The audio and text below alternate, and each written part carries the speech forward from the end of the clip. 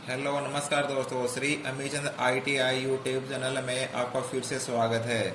आज हम cutting tool से संबंधित शॉर्ट क्वेश्चन सोल्व करेंगे।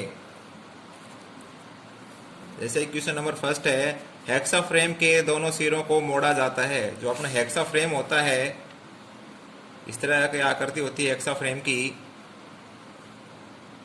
तो ये जो इसके जो किनारे हैं, इनको कितने डिग्री पर मोड़ा जाता है? तो इनको समकोण पर मोड़ा जाता है, समकोण पर। इसका जो आंसर होगा वो समकोण पर या 90 डिग्री।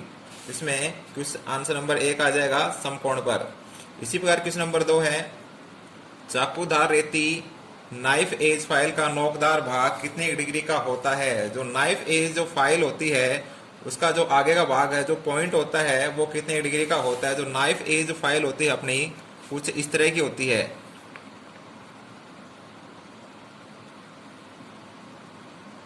इसका आकार होता है वो चाकू जैसा होता है। तो इसका जो पॉइंट का जो भाग है, ये जो भाग है कितने डिग्री पे होता है? ये होता है 10 डिग्री।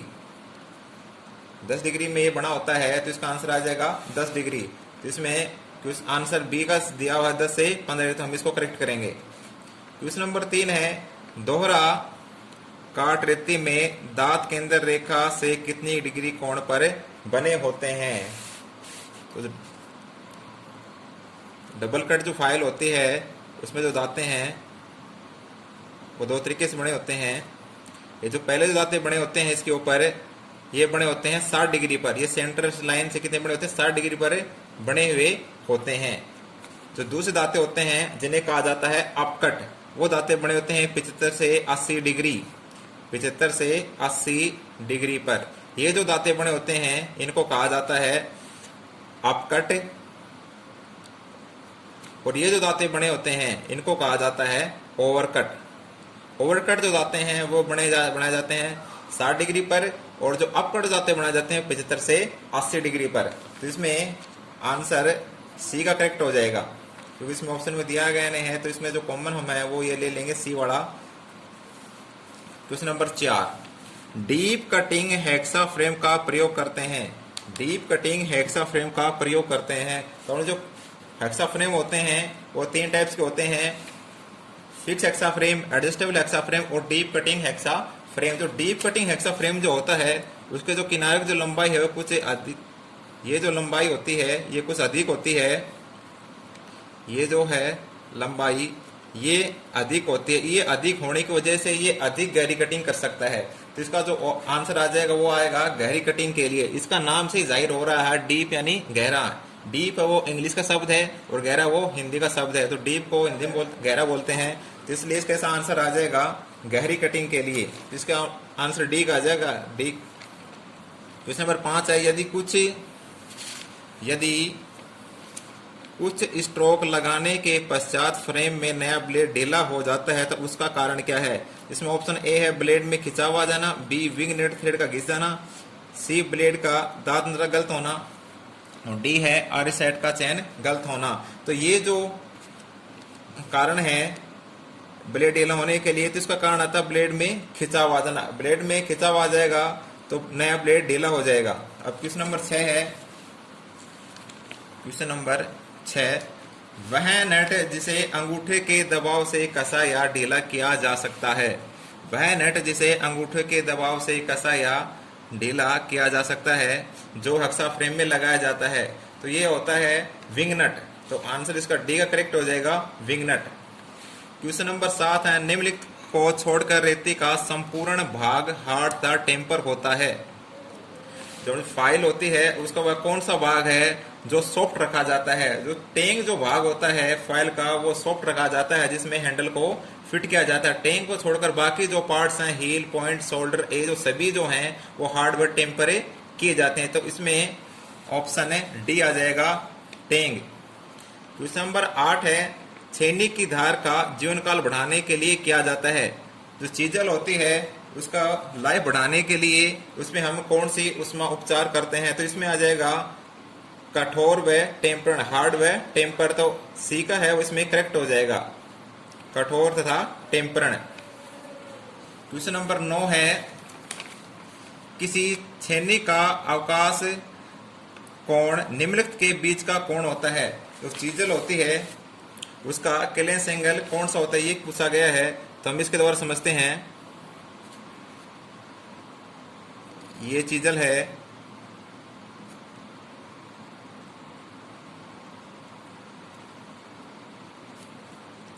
इसका ये जो कोण बनता है ये होता है रेख कोण। जो ऊपर की ओर बनता है वो रेख कोण बनता है। जो बीच का जो भाग है इसका ये बनता है पॉइंट एंगल, पॉइंट एंगल।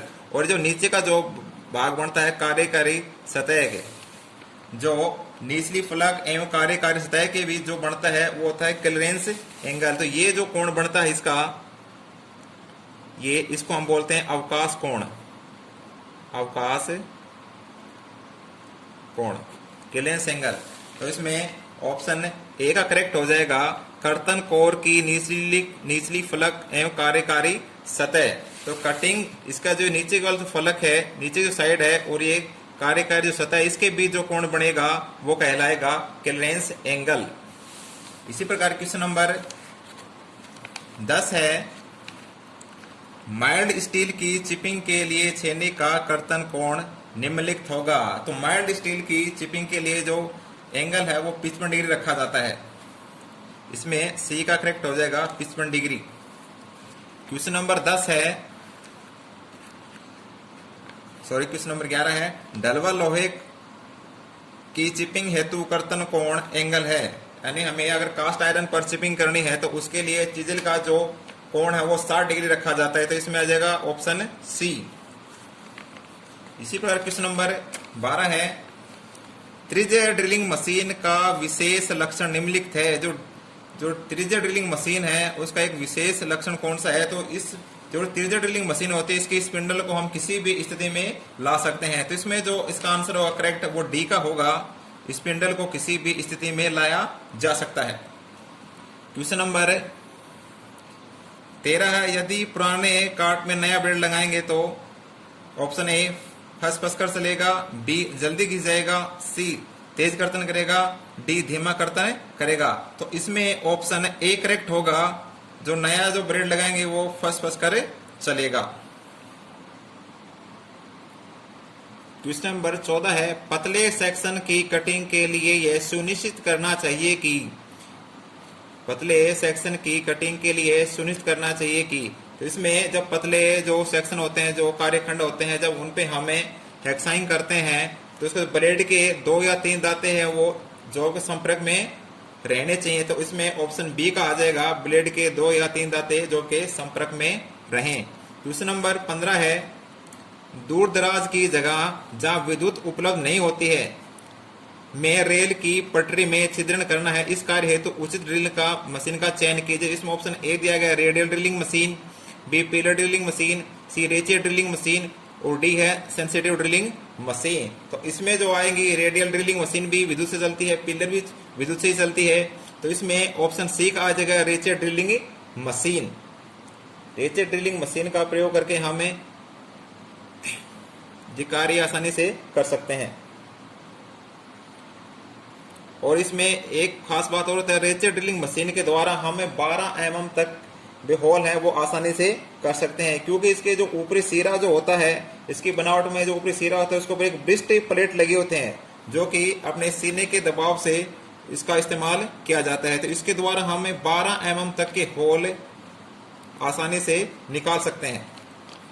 अगला क्वेश्चन है क्वेश्चन नंबर 16, पिन होल्स के बीच के फुल लेंथ को हार्डन करने के लिए प्रयुक्त ब्लेड को परिभाषित कीजिए। यानी उस ब्लेड का हमें चयन करना है जो कि पिन होल को छोड़कर पूरी हार्ड की हुई होती है। हमें जो हेक्सा ब्लेड होती है इसके पिन होल को छोड़कर वह कौन सी ब्लेड होती है जो कि पूरी हार्ड की हुई होती है। तो इसमें आ जाएगा option be all hard blade, उसको हम ऑल हार्ड ब्लेड कहते हैं। क्वेश्चन नंबर 17 है, कर्तन कोर का उचित रेखा गणित उसके कर्तन दक्षता के लिए अति आवश्यक है। टूल रेखा गणित में धनात्मक सी रेख और पार्श्व रेख क्यों दिया जाता है। इसमें क्वेश्चन ये पूछ रहा है कि जो रेख कोण होता है वो क्यों दिया जाता है। तो रेख कोण का इस्तेमाल हमेशा जो चिप्स होती हैं उसको निकालने के लिए इसका मुख्य उद्देश्य यही है। चिप्स को निकालने के लिए रेक कोण बनाया जाता है। क्वेश्चन नंबर 18 है धातु काट आरी का फ्रेम, धातु काट आरी का फ्रेम जिसमें एक से अधिक मानक माप वाला फ्लैक लगाया जा सके क्या कहलाता है। यानी कि वह उस हेक्सा फ्रेम का चयन करना जिसमें हम एक से अधिक लंबाई के ब्लेड का प्रयोग कर सकें। तो इसमें आता है अपना adjustable hexa frame, adjustable hexa frame. तो इसमें सी का आ जाएगा समायोजित धातु काट आरी फ्रेम। क्वेश्चन नंबर 19 है कटिंग टूल की कटिंग क्षमता के लिए उसकी सही ज्यामिति होनी चाहिए, कारण बताएं क्यों टूल ज्यामिति में धनात्मक ऊपरी रैंक और पार्श्व रैंक दिया जाए। क्वेश्चन फिर से रिपीट हो गया है, जैसे हमने चीजल का पहले समझा था उसी बार फिर से समझते हैं। ये जो चीजल होती है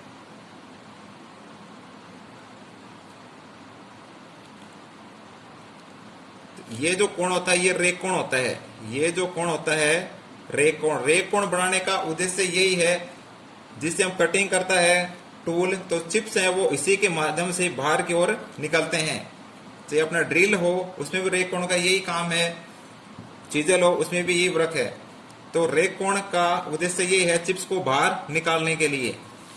तो इसमें ऑप्शन ए आ जाएगा छीलन के आसान बहाव के लिए। क्वेश्चन नंबर 20 है रेती की उतलता का उद्देश्य क्या होता है। या तो रेती कनोसिटी है वो क्यों दी जाती है, तो इसका उद्देश्य एक है कार्यखंड के सिरों पर गोलाई बनने से रोकने के लिए। इसमें ऑप्शन ए आ जाएगा। क्वेश्चन 21 है अपकट दांते निम्न रेती पर बने होते हैं। अपकटे दांते निम्न रेती में बने होते हैं। तो ये जो डबल कट जो फाइल होती है उसके ऊपर अपकट दांते बने होते हैं, आपको पहले भी बताया था, एक क्वेश्चन पहले भी आ चुका है। ये जो दांते होते हैं अपने ओवरकट होते हैं और ये दांते जो बनाए जाते हैं दूसरी ओर ये होते हैं अपकट। तो जो अपकट और कट जाते हैं वो दो कट फाइल पर बने होते हैं। तो इसमें ऑप्शन ए आ जाएगा। क्वेश्चन नंबर 22 है सपाट छेनी फ्लैट चीजल के कर्तन सिरे पर थोड़ी सी उतलता क्यों दी जाती है। तो ये जो कन्वेक्सिटी क्यों दी जाती है इसका मुख्य कारण ये है कर्तन सिरे किनारों को धातु में फंसने से रोकने के लिए। जो कटिंग जो पॉइंट जो होता है उस किनारों को धातु में फंसने से रोकने के लिए फ्लैट चीजल में थोड़ी सी उतलता वो दी जाती है।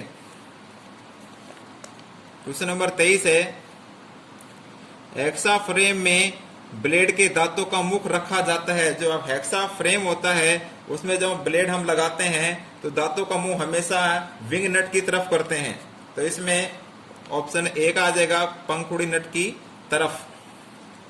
इसी प्रकार क्वेश्चन नंबर 24 है निम्न में से कौन सी रेती आकार में आयताकार तथा चौड़ाई में समांतर होती है। निम्न में से कौन सी रेती आकार में आयताकार तथा चौड़ाई में समांतर। जो हैंड फाइल जो होती है वो चौड़ाई में समांतर होती है और उसका जो क्रॉस सेक्शन होता है वो आयताकार होता है। उसका क्रॉस सेक्शन आयताकार होता है और जो चौड़ाई में पूरी वो समांतर होती है। तो इसका जो आंसर होगा वो हैंड फाइल होगी जिसे हम दस्ती रेती भी कह सकते हैं। तो इसमें आ जाएगा ऑप्शन डी। अगला क्वेश्चन है क्वेश्चन नंबर 25 कार्यखंड के किनारों से पदार्थ हटाने के लिए किस फाइलिंग विधि का अपनाया जाता है। कार्यखंड के किनारों से पदार्थ हटाने के लिए किस फाइलिंग विधि का प्रयोग किया जाता है। तो इसमें ऑप्शन बी का आ जाएगा तिरछा फाइलिंग। इसमें क्वेश्चन नंबर 26 है कार्यखंड की सतह को चिकना बनाने के लिए किस फाइलिंग विधि का अपनाया जाता है। कार्यखंड की सतह को चिकना बनाने के लिए किस फाइलिंग विधि को अपनाया जाता है। तो इसमें ऑप्शन है सी का आ जाएगा ड्रॉप फाइलिंग, जिसको हम ड्रॉप फाइलिंग की सहायता से हम सतह को चिकना बना सकते हैं। तो इसमें आ जाएगा ड्रॉप फाइलिंग। क्वेश्चन नंबर 27 है कोणीय सतह को रेतने के लिए उपयुक्त रेती कौन सी है। कोणीय सतह को रेतने के लिए उपयुक्त रेती कौन सी है। अगर हमारे पास कोई जॉब ये जॉब है और ये हमें किनारों पर हमें फाइलिंग ये जो शेप बनानी है, तो इसमें फाइलिंग करने के लिए कौन सी रेती का प्रयोग होगा? तो इसमें आ जाएगी ट्रेंगुलर फाइल, त्रिकोण त्रिकोणी फाइल जिसको कहा जाता है ट्रेंगुलर फाइल। तो इसमें आ जाएगा सी का त्रिकोणी रेती। क्वेश्चन नंबर 28 है, कार्यखंड में चौकोर खांचे को रेतने के लिए उपयुक्त रेती कौन सी है? अगर हमारे पास ये अपना जॉब है और ये स्क्वायर कोई हमें बनाना है, तो इसके लिए आएगी स्क्वायर फाइल या फिर चौकोर रेती। अगर ऐसा कोई कार्यखंड है उसमें हमें फाइलिंग करनी है तो स्क्वायर फाइल का यूज होगा। तो इसमें आ जाएगा चौकोर रेती। क्वेश्चन नंबर 28 है, कार्यखंड में रेतन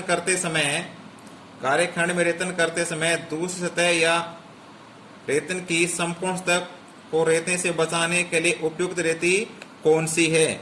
कार्यखंड अपने पास कोई जॉब है और उसको संलग्न भुजा को हमें फाइलिंग करने से रोकना है, यानी ये जो अपने पास कोई कार्यखंड है, हमें ये जो जगह इसको हमें सेफ रखना है और यहाँ पे फाइलिंग करनी है, तो हम फाइल का यूज करेंगे हैंड फाइल